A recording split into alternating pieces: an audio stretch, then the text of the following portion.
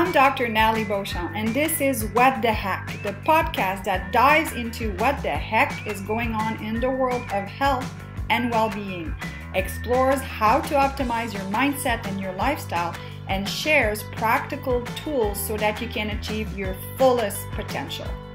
Join me and a special guest each week as we discuss everything from biohacking to diet personalization to cutting-edge detox methods to setting and staying accountable to your goals. Ready to find out what the heck you can do to stay healthy, sharp, and at the top of your game? Let's get started. Hello and welcome to this week, the What the Heck podcast. This is your host, Dr. Nathalie Beauchamp.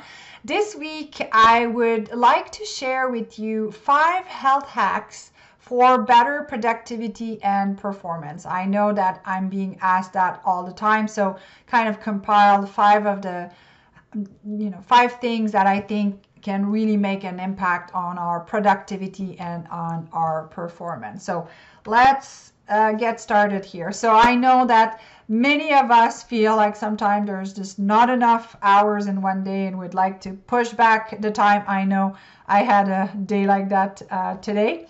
Also, many of us feel like we're juggling so much all at once that it becomes overwhelming. But at the end of the day, we need to take care of ourselves first because what's the expression? You can't pour from an empty cup. So we really have to make sure that we take care of us to make sure that we can help others as well.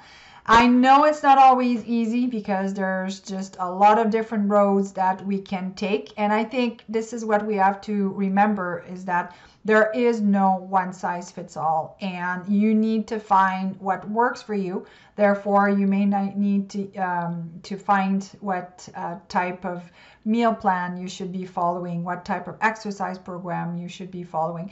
I believe there are some good guidelines, but I think at the end of the day, everybody is a little bit specific with their needs. There's a lot of information out there, so it can be a little bit tricky, but I would say grab a copy of my book, Hack Your Health Habits. I have 62 chapters, and I think there's a lot of good resources on there.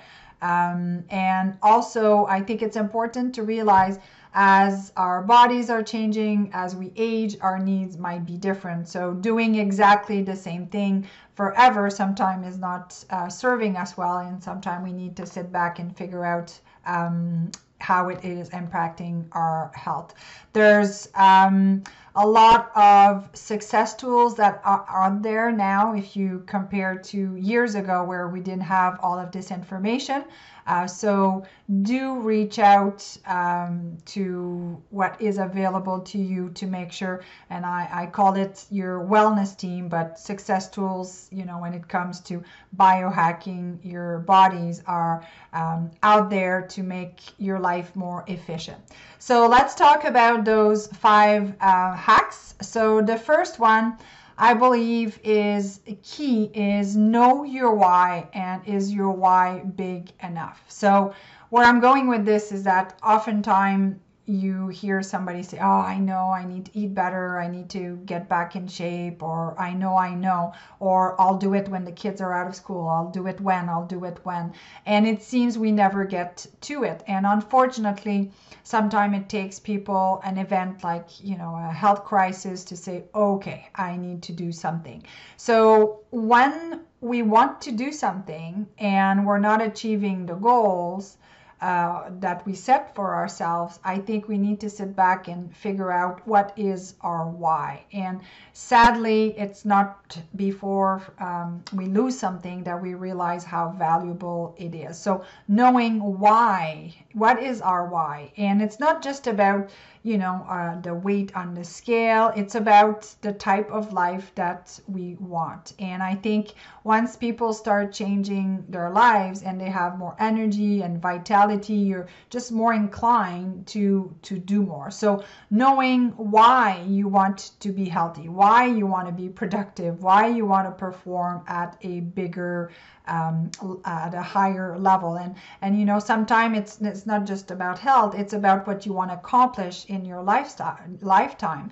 And if you're tired and fatigued all the time, well, guess what? You're not going to be able to achieve those big goals that you set for yourself. So having the foundation and the base of having your health supporting your goals, I think, is very crucial. And so it's not just about the how and the what, but knowing your why. And ask yourself that question. If you're not successful with a goal that you set, you know, ask, is my why big enough? Do I want this enough? And why do I want this? And have the end goal in mind. I'm a big fan of this book, Simon Sinek. If you haven't read it, or if you've read it and it's been a while, I would suggest that you read it again. Hack number 2 is starting your day right. Your personal prime time is a must. Again, can't say it enough. The most important time in the world is the time you make for yourself. And I myself love my morning to get my day going. And again, nobody's perfect, and there are some days that I'm not achieving everything to start my day properly, but I think it's important to set that time to set ourselves physically. So by movement, by exercise, by, you know, if you have breakfast, by nourishing your body with good fuel. Mental, it could be reading something, it could be journaling, and then emotional, it could be anything from meditation. You know, emotional can be spiritual as well. So I think oftentimes people think too big, in the sense that, you know, if you only have 20 minutes for your personal prime time in the morning, well, maybe it's 5 minutes of reading, and it's a quick Tabata workout for 10 minutes, 5 minutes of stretching and deep breathing, and here you go. That's 20 minutes. If you have an hour, you can do potentially a full workout. You can focus a little bit more on your nutrition and reading to learn new skills.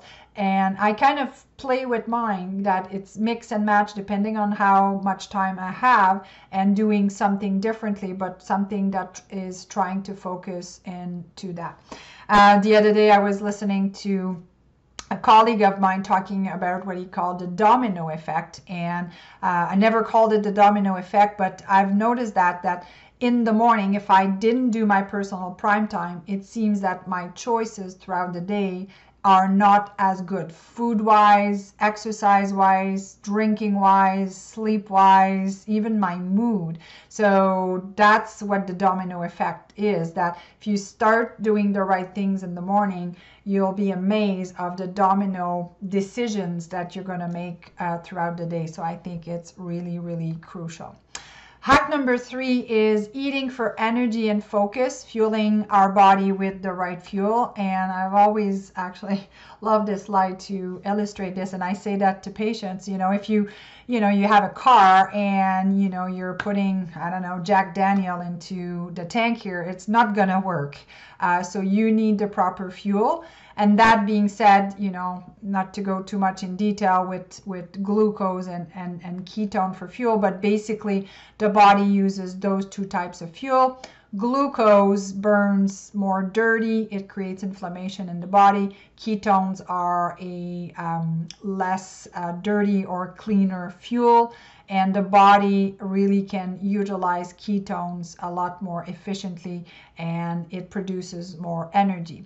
Now, why is inflammation so important? Inflammation, as most of you probably already know, inflammatory diseases are chronic disease like diabetes, cancer, heart disease, arthritis. So the less sugar we consume and the more we use ketones as fuel, the less inflammation we are going to have for our brain and, you know, for our entire body. So I think it's really important. I have put here my Hack Your Health Habits food pyramid. I kind of always joke that when it comes to nutrition, there's a lot of opinion. And again, there's no one size fits all, but I came up with this pyramid kind of as a guidance. And I always joke that you would put nutritionist and health practitioner in a room, and I don't think they would agree on much, but that greens are good for you. Organic, obviously, if you want to talk about pesticide, but non-starchy vegetables, I think we can all agree should be at the base. Healthy fats, fermented food, third layers, some protein, some dairy if people are not dairy free, some fruits and some starch, legumes, sprouted grains, and at the top are some healthy treats, like dark chocolate, that kind of stuff. Now everybody's going to be a little bit different of where they put those layers of the pyramid, but as a guidance, I think it is a good base to start with. Hack number 4 is getting your rest, the importance of sleep and supporting the adrenals. Adrenals, as it says, adrenaline, we always say as an expression, whew, I was nervous, my adrenaline was pumping. So adrenaline is that chronic reaction to stress, the acute reaction to stress, but cortisol is the more kind of chronic reaction to stress.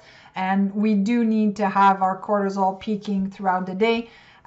So the cortisol line here is in black. So our cortisol peaks in the morning. That's what gets us out of bed, and then it deeps down, and so we can sleep and get ready for the next day. And melatonin is exactly the opposite. It is high at night, so we can fall asleep. And our rest is so important for a multitude of things. There's adrenal fatigue, and a lot of people will tap out their adrenals and then have other hormone issues like testosterone, estrogen, and progesterone because of that cortisol steal, which will steal the building block. So really nurturing your adrenals is key. And with that is also balancing your central nervous system. I'm sure you've heard of the fight or flight, which is more the sympathetic nervous system, aka the gas pedal, versus the parasympathetic, which is more that rest and digest, or the brake pedal. We do need both. It's not that one is right or one is wrong, but you can't be on overdrive and be sympathetic dominant all the time. So the adrenals are really activated when we are in the sympathetic mode, and the parasympathetic is more for the growth and the relaxation and rest as well. So it is crucial to get our sleep. It's crucial to balance our stress, and it's crucial to have your nervous system balanced. Chiropractors are trained to detect interference on the nervous system and rebalance that. So make sure that you do get checked regularly to keep your nervous system in top shape. Hack number 5 here is moving your body, HIIT training and functional training. HIIT training stands for high intensity interval training, and we have to realize that unless you like endurance sport and it's something that you thrive on, we don't have to run marathons to be in shape. On the contrary, there's maybe more oxidative stress that is created hard on the joint and so forth. High intensity interval training is beneficial for the heart. It's beneficial to increase metabolic rate, and it's has less impact on the body because it's for a shorter time. So HIIT training can be some Tabata that you fluctuate the frequency. You could be doing the movement for 20 seconds, resting for 10, and you can do that with several body parts. And here you have your HIIT training. I think it's a very efficient way to do that. You can do that with your cardio equipment as well. And I hinted earlier functional training, and I think that is so crucial, especially now that people are sitting at work all day.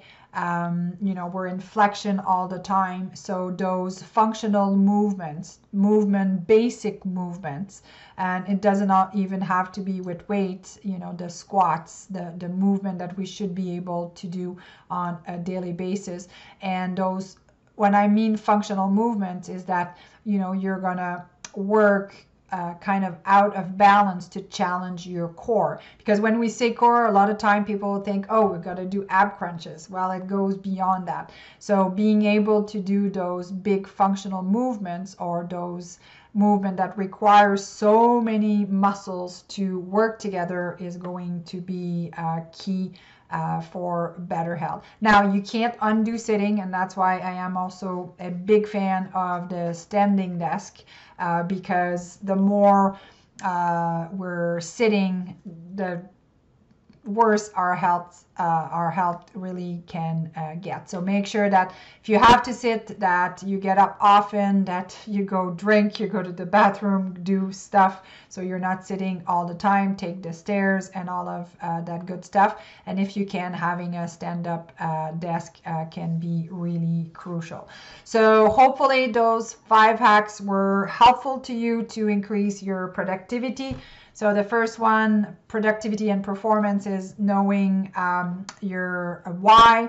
The second one was about having your personal prime time in the morning.